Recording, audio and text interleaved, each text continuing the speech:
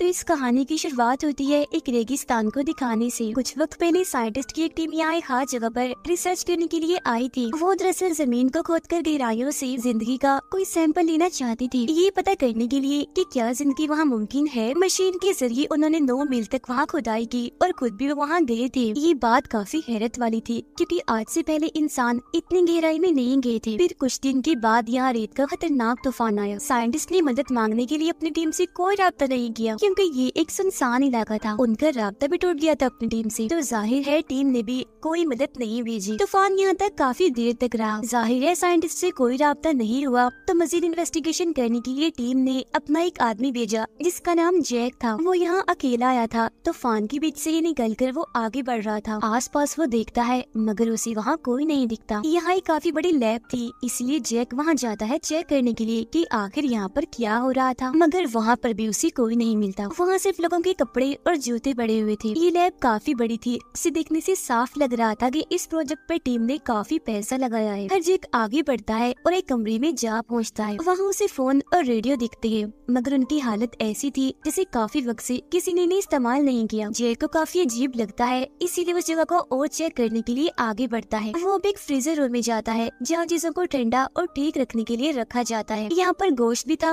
और बिजली भी, मगर साइड में एक आदमी की लाश भी पड़ी थी जिसे हम देख लेते हैं मगर जैक नहीं देख पाता। वो जब सारे कमरों को चेक कर रहा था तो अचानक उसे अजीब सी आवाजें सुनाई देने लगती है। वो जल्दी से गन हाथ में लेता है और चेक करने जाता है। उसे पता चलता है कि आवाजें सबसे आखिर वाले दरवाजे से आ रही है जो सामने ही था, जिसकी आगे कुर्सी रखी हुई थी। उसे अब शक होने लगा था, मगर फिर जैसी कुर्सी अपने आप ही हटती है तो सामने तेज आंधी थी, शायद इसी वजह से कुर्सी रखी गई थी। ये सोचकर वो दोबारा से दरवाजे को बंद कर देता है। वो काफी परेशान दिख रहा था क्योंकि 25 लोग यहाँ पर काम करने आए थे, मगर उनमें से एक भी यहाँ नहीं था। फिर उसे एक अजीब सा दरवाजा दिखता है जिस पर उसे शक होने लगता है। वो जैसे अंदर जाता है उसे काफी अजीबोगरीब चीजें दिखाई देने लगती है। दीवार पर खून से अरबी जुबान में कुछ लिखा हुआ था। यहाँ तक कि उस पर एक अलमारी भी गिरने वाली थी, मगर जैसे तैसे वो उससे बच जाता है। उसे वहाँ एक मरा हुआ जानवर भी दिखता है जिसके खून से ही ये लाइनें लिखी गई थी। उसे ये बात समझने में देर नहीं लगती कि ये सारी चीजें शैतान की तरफ इशारा कर रही हैं। जरूर यहाँ कोई काला जादू हुआ है, कोई शैतान आया है जिसमें कुर्बानी बलि इस जानवर की दी गई। ये एक ऐसी कुर्बानी लग रही थी जिसे शैतान के लिए दिया गया था। इन सब के बाद वो अपनी गाड़ी में आता है। जो कुछ भी उसने यहाँ देखा इस बारे में वो अपनी टीम को जानकारी देता है और ये भी कहता है कि यहाँ और भी इमारतें हैं जिन्हें अभी मैंने चेक करना है, शायद साइंटिस्ट की टीम वहाँ मिल जाए। वो एक किताब पढ़ता है ताकि उसे मदद मिल सके,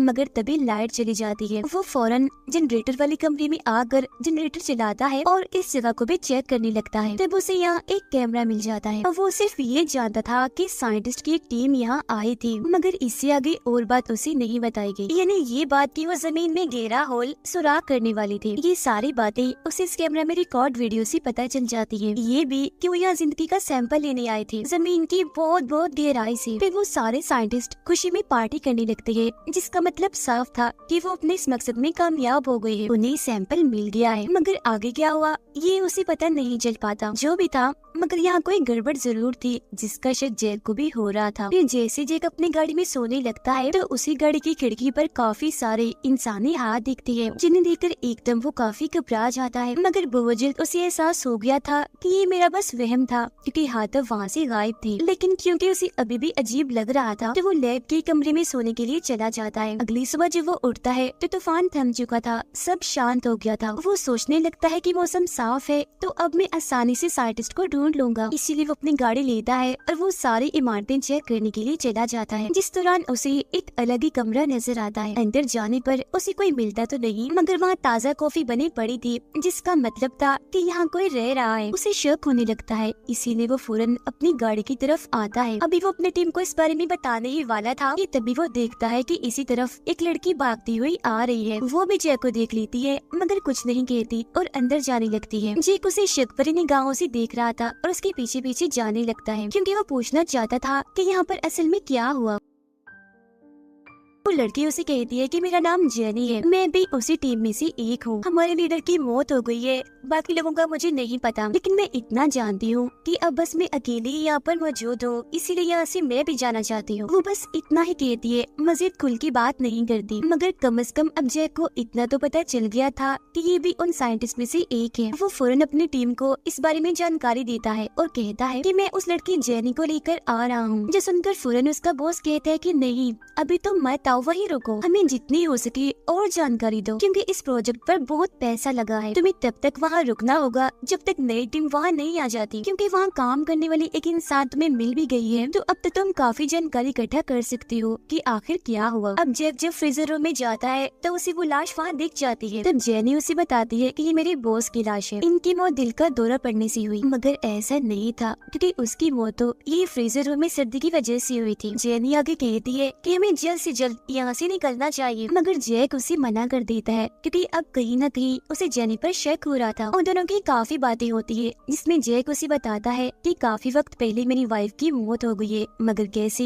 ये वो नहीं बताता। आगे वो उससे उनके प्रोजेक्ट के बारे में पूछता है, यानी ड्रिलिंग की, मतलब वो लोग जो यहाँ खुदाई कर रही थी, जिस पर जेनी उसे उस जगह तक ले जाती है और बताती है हमारी टीम ने यहाँ करीब 9 मील तक ड्रिलिंग खुदाई की, जिसके बाद अजीबोगरीब होने लगा, जैसे कभी कभी इस कुएं से डरावनी आवाजें आने लगी। ऐसा लगने लगा जैसे कि हेल इन्हें जहन्नुम का दरवाजा खुल गया हो और वहाँ काफी नीचे शैतान हो। ये बातें सुनकर जैक को काफी अजीब लगता है, तो वो एक पेपर को नीचे फेंकता है। जेनी उसे बताती है कि इसे नीचे पहुँचने में तकरीबन 5 मिनट लग जाएंगे। नीचे झांकते हुए अचानक से जैक की लाइट भी उस कुएं में गिर जाती है और जैसे जैसे वो नीचे गिर रही थी, दीवारों पर खून नजर आ रहा था। अभी देखकर जैक को काफी अजीब महसूस होने लगा, जैसे उसे काफी कमजोरी हो रही थी। अचानक उसके सर पर कोई चीज आके लग जाती है, जिससे वो जख्मी होकर वहीं गिर जाता है। जिस दौरान उसे एहसास होता है कि मैंने जितनी भी तस्वीरें देखी, वो वीडियो देखी, उनमें जेनी कहीं पर भी नहीं है, क्योंकि उसकी तबीयत खराब हो रही थी। इसलिए जेनी उसे लैब में लाकर उसकी मरहम पट्टी करती है। वो जैक को एक कमरे में लॉक करके यहाँ से भागने की कोशिश करती है। जैसे वो जैक की गाड़ी के पास पहुँचती है तो उसे पता चलता है कि चाबियां तो मेरे पास है ही नहीं। उधर जैक जिस कमरे में था, अचानक उसकी छत से खून टपकने लगता है और फिर देखते ही देखते वहाँ हर तरफ खून की बारिश होने लगती है, यहाँ तक कि चीजें भी खून उगलने लगती है। ये सारी सूरत हाल देखकर वो काफी घबरा जाता है। वो वहाँ से बाहर निकलने की कोशिश करता है, मगर दरवाजा तो लॉक था। अब जेनी भी वापस आ गई थी चाबियां लेने, तो वो जैक के लिए दरवाजा खोल देती है। अब हैरत ये थी कि जो खून जैक को दिख रहा था एकदम वो गायब हो गया था, कमरा तो बिल्कुल साफ था। इस बारे में वो जेनी को बताने की कोशिश तो करता है, मगर वो सिर्फ ये कह देती है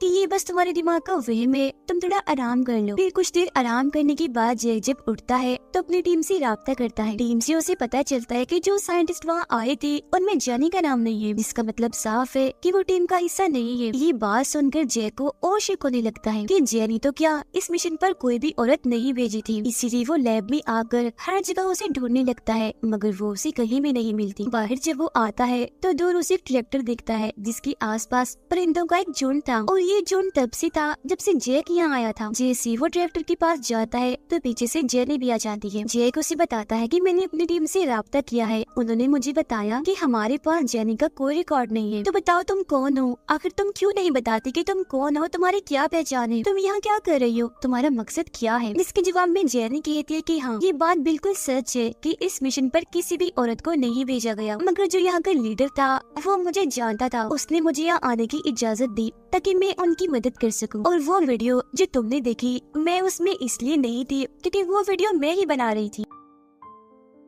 अब सबूत के तौर पर जेनी उसे वो वाली वीडियो दिखाती है जिसमें वो मौजूद थी, मगर क्योंकि अभी तक जेनी ने कुछ भी खुलकर नहीं बताया, इसलिए जैक को अभी भी उस पर यकीन नहीं था। उसके जहन में अभी भी ये सवाल था कि बाकी लोगों के साथ क्या हुआ और वो कहाँ चले गए, सिर्फ जेनी जिंदा कैसे है। अब जेनी उसे एक ऑडियो भी सुनाती है जिसकी आवाज जैसे तेज की जाती है, ऐसा लग रहा था जैसे इंसानों की चीखें हो और ये उसी कुएं में से आ रही थी। जेनी कहती है कि आगे इससे भी खतरनाक चीजें होने वाली है, इसलिए हमें जल्द से जल्द यहाँ से निकलना होगा, क्योंकि उन साइंटिस्ट के साथ भी ऐसा ही हुआ था। पहले उन्हें ऐसी आवाजें सुनाई दी जाने लगी और बाद में अजीब चीजें दिखने में लगी। कुछ का कहना तो ये था कि हमें अपने मरे हुए लोग भी दिख रहे हैं। अब जैक ये सारी बातें सुन तो रहा था, मगर हंस देता है, क्योंकि ऐसी बातों पर यकीन करना जाहिर है काफी मुश्किल था।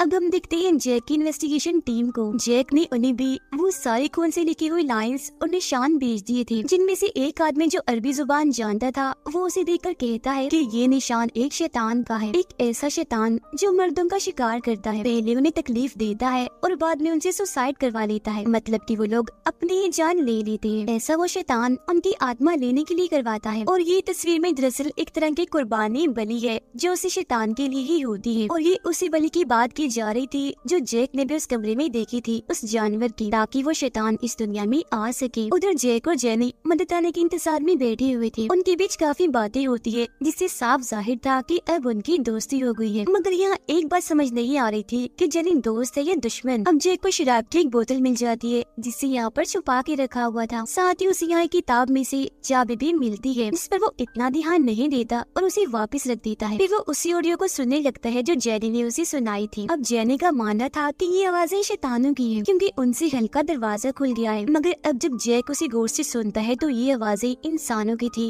वो भी दर्द भरी, जो मदद के लिए चिल्ला रही थी, जिसका मतलब साफ था कि वो किसी बड़े अजाब में फंसे हुए है और बहुत तकलीफ में है। अब तभी जैक को बाहर से आवाजें आने लगती है। वो जैसे ही बाहर चेक करने जाता है तो वहाँ उसे एक औरत नजर आती है जो देखते ही देखते जेनी में बदल जाती है। मगर जैक उसे कुछ भी नहीं कहता और दोनों खाना खाने लगते हैं। यहाँ तक कि जेनी ने उसके लिए केक भी बनाया हुआ था क्योंकि आज जैक का बर्थडे था। ये सब जेनी इसलिए जानती थी क्योंकि उसने जैक की आईडी देख ली थी। जैक उसे शुक्रिया तो कहता है मगर अपनी बर्थडे को लेकर वो खुश नहीं था क्योंकि पिछले साल उसकी बर्थडे पर उसकी वाइफ ने अपने बच्चों को मार डाला था और बाद में उसने अपनी भी जान ले ली थी। यही वजह थी कि जैक हमेशा ही अपने बर्थडे पर उदास रहता है। जैक इस सब के लिए खुद को इल्जाम दे रहा था क्योंकि उसकी वाइफ उस पर शक करती थी कि शायद वो किसी और को पसंद करता है, इसीलिए उसने पहले अपने बच्चों को मारा और बाद में खुद भी अपनी जान ले ली ताकि ऐसा करके वो जैक को सजा दे सके और वो हमेशा ही इस शर्मिंदगी के साथ ही जिंदगी गुजारे। ये सारी बातें सुनकर जेनी को जैक के लिए काफी बुरा लगता है, इसीलिए वो उसे संभालती है। वो दोनों भी साथ में ही थे कि तभी जैक को कमरे के बाहर अपनी वाइफ का भूत दिखता है, इसीलिए वो जेनी को साइड पर करके दूसरे कमरे में सोने के लिए चला जाता है। अभी वो सोने की कोशिश कर ही रहा था कि तभी उसे दोबारा से अपनी वाइफ दिखती है जो देखते ही देखते जेनी का रूप ले लेती है। रात को जब वो दोनों साथ में थी तो जैक को अपनी वाइफ का सपना आता है। उसने अपने हाथ में गन ली हुई थी जिसे लेकर वो एक कमरे में जाती है जहाँ जाकर वो अपने दोनों बच्चों को गोली से मार देती है। फिर उसके सामने जैक आ जाता है। वो अपने सर पर गन रखकर रोते रोते जैक से कहती है कि तुमने मुझे धोखा दिया, इसीलिए मैंने ये सब किया। और बस इसी के साथ वो खुद को भी मार लेती है। इस भयानक सपने से जैसे वो बाहर आता है तो खुद को कमरे के बाहर पाता है। उसने कपड़े नहीं पहने हुए थे। उसे कुछ भी समझ नहीं आती कि मैं यहाँ कैसे आया। वो कपड़े पहनकर जेनी को हर जगह ढूंढने लगता है।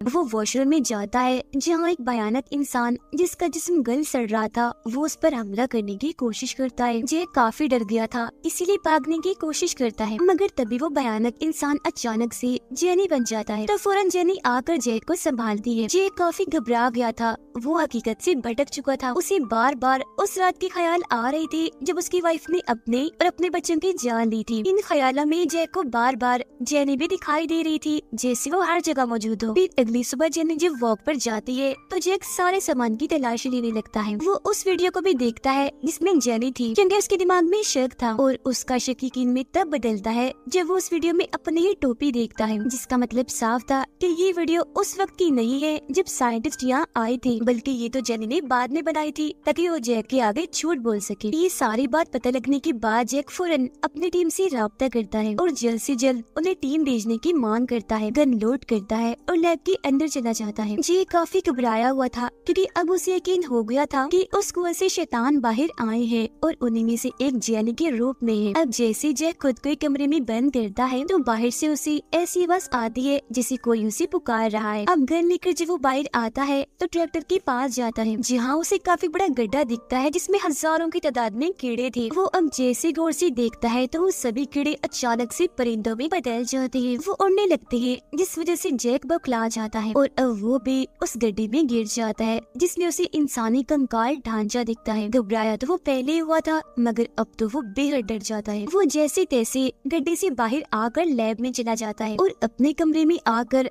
कपड़ों समेत ही नहाने लगता है क्योंकि वो कीचड़ से भर गया था। वो भी नहा ही रहा था कि तभी अचानक पीछे से जेनी आ जाती है जिसे एकदम देखकर वो काफी डर गया था, इसीलिए रॉड से उस पर हमला कर देता है और उसे काफी पीट के रख देता है। मगर जब जेनी रोने लगती है तो वो रुक जाता है और उससे उससे माफी मांगता है क्योंकि उसने जेनी को काफी जख्मी कर दिया था। वो फौरन दवाइयाँ लेने जाता है ताकि जेनी की मरहम पट्टी कर सके, मगर जब वो वापस आता है तो ये देखकर काफी हैरान रह जाता है कि जेनी यहाँ नहीं है। वो जब उसे हर जगह ढूंढ रहा था तो तभी पीछे से जेनी आकर उसी रोड से जैक पर हमला कर देती है। तब उससे बचते बचाते जैक खुद को एक कमरे में बंद कर लेता है। वो अब जैसे दरवाजे की सुराख से बाहर देखता है तो जेनी उसे एक शैतान के रूप में नजर आती है। उसकी लाल बड़ी बड़ी आंखें थी, चेहरा एकदम भयानक और दांत भी किसी शैतान जैसी। अब जैक उस कमरे में था जहाँ उसे किताब में से चाबी मिली थी। तब वो उस चाबी को लेता है और वहाँ पर एक लॉकर खोलता है जिसमें से उसे एक और कैमरा मिल जाता है। उसे चेक करने पर एक वीडियो थी जिसे उन साइंटिस्ट के लीडर ने रिकॉर्ड किया था। वो बता रहा था कि जेनी कोई इंसान नहीं है बल्कि वो है एक शैतान। वो एक इंसान एक खूबसूरत लड़की के रूप में इसलिए आती है क्योंकि मर्दों को अपने जाल में फंसाकर वो उन्हें इस बात पर उकसाती है कि वो अपनी जान ले ले, जिसके बाद वो उनकी आत्मा को खुद ले लेती है। इसके अलावा वो बताता है कि ये काफी बड़ा और खतरनाक शैतान है जो सिर्फ एक नहीं बल्कि कई और रूप भी ले सकता है। यहाँ तक कि इंसान को इस्तेमाल भी कर सकता है और अजीबोगरीब चीजें भी दिखा सकता है। अब जैक की टीम उससे राब्ता करने की कोशिश कर रही थी। उससे जेनी सुन लेती है और फौरन गाड़ी के पास जाने लगती है। हालांकि जैक उस पर गोलियां भी चला रहा था मगर वो बच रही थी। वो टीम से बात करके उन्हें बताती है कि जैक पागल हो गया है, वो मेरी जान लेना चाहता है। अब थोड़ी देर के बाद जब जैक वॉशरूम में जाता है तो उसे आईने में अपने ही भयानक चेहरे दिखते हैं, वो भी सैकड़ों की तादाद में, मगर हर रंग डरावना होने के साथ साथ अलग था जो जैक को ताने दे रहा था। और फिर देखते ही देखते वो सारे जैक के रूह खुद को गोली से मारने लगते हैं। यहाँ तक कि जब असली जैक की बारी आती है तो वो भी खुद को शॉट करने के लिए आईने पर गोली चला देता है। उसे देखने से लग रहा था कि अब वो पागल हो गया है। उसे फिर अपनी फैमिली की आवाजें आने लगती है और नमाजों का पीछा करते करते जब वो किचन में आता है तो वहाँ उसे जेनी मिल जाती है। वो ये देखकर काफी हैरान था कि अब जेनी का बर्ताव काफी अलग है। वो जैक के लिए खाना बना रही है। तब यहाँ जेनी उसे बताती है कि हाँ, मैं सच में एक शैतान हूँ और मैं इतने वक्त से तुम्हारे साथ इसलिए थी क्योंकि मैं तुम्हारी माजी को लेकर तुम्हें परख रही थी, देख रही थी कि तुम कितनी देर तक ये सब बर्दाश्त करते हो, इस सबसे कब तक तंग नहीं आते। और वाकई शाबाश, तुमने सच में सबसे ज्यादा टाइम बर्दाश्त किया, अभी तक अपनी जान नहीं ली। अब जैक पहले ही काफी घबराया हुआ था और उसे पता भी था कि जेनी एक शैतान है, तो वो खाने की स्टिक्स को लेकर